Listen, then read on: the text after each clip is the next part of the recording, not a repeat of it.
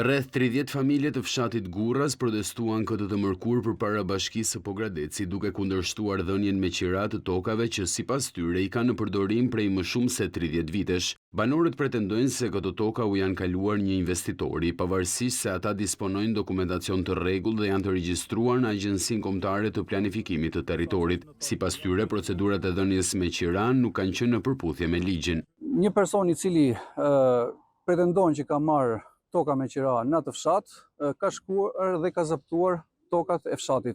Tani këtu ka një terr institucional. Bashkia duhet të bëjë sqarimin, a ka dhënë kontratë dhe nëse kjo kontratë është dhënë, a ka vendim të Këshillit Bashkiak, sepse kam dyshimet e mia që janë shmangur të gjitha procedurat ligjore dhe kjo kontratë është në shkelje të plotë të ligjit. Kam tokën të ndarë me ligjin 7501, kam bërë aplikimin për certifikat, kam bërë 2-3 herë me është refuzuar, ka dalë negative.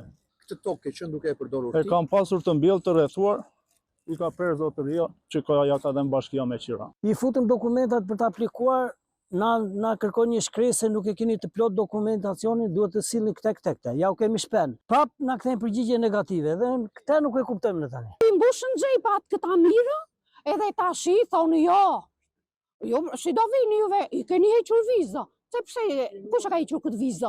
Edhe kryeplaku i fshatit Gurras pohon se tokat janë ndarë sipas ligjit 7501 dhe se bashkia nuk ka të drejtë i jap me qira sipërfaqe toke që disponojnë dokumentacion të rregullt. Kjo parcel toke që është dhënë me qira ka qenë ndarë me ligjin 7501.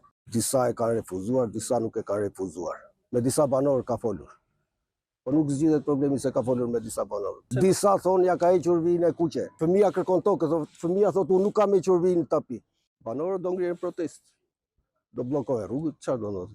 Pas protestës është zhvilluar një takim mes përfaqësuesve të Bashkisë së Pogradecit dhe banorëve. Këta të fundit vijojnë të kërkojnë rikthimin e tokave në përdorim dhe paralajmërojnë për shkallëzim të protestës nëse nuk gjendet një zgjidhje ligjore.